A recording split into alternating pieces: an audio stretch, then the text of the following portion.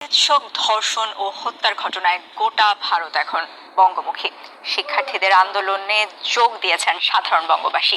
এবার আন্দোলনের নতুন কর্মসূচি নিল আন্দোলনকারীরা। রাত দখল কর্মসূচি নিয়েছেন বঙ্গ নারীরা। বুধবার মধ্যরাতে পথে নামছেন সব বয়সী নারীরা। ধর্ষণ এবং খুনের ঘটনা নিয়ে পশ্চিমবঙ্গে তো বটেই, দিল্লি, মুম্বাই, পাটনা সহ বহু শহরেই ডাক্তাররা বিক্ষোভ আর কর্মবিরতি পালন করছেন। উত্তর কলকাতার আরজিকর মেডিকেল কলেজ ও হাসপাতালের এই জুনিয়র ডাক্তাররা তাদের সহপাঠী ও সহকর্মী এক তরুণী চিকিৎসকের ধর্ষণ ও খুনের বিচার চাইছেন। হাসপাতালে কর্তব্যরত অবস্থায় বৃহস্পতিবার ভোররাতে ধর্ষণ করে খুন করা হয় ওই জুনিয়র ডাক্তারকে। তবে রাত পোহালেই বৃহস্পতিবার ভারতের উদযাপিত হবে স্বাধীনতা দিবস, আর সেই সন্ধিক্ষণে বুধবার রাত থেকে পাড়ায় পাড়ায় রাত দখল কর্মসূচি নিয়েছেন বঙ্গ নারীরা। রাজনৈতিক পতাকাহীন এই আন্দোলনে সামিল হবেন গোটা বাংলা।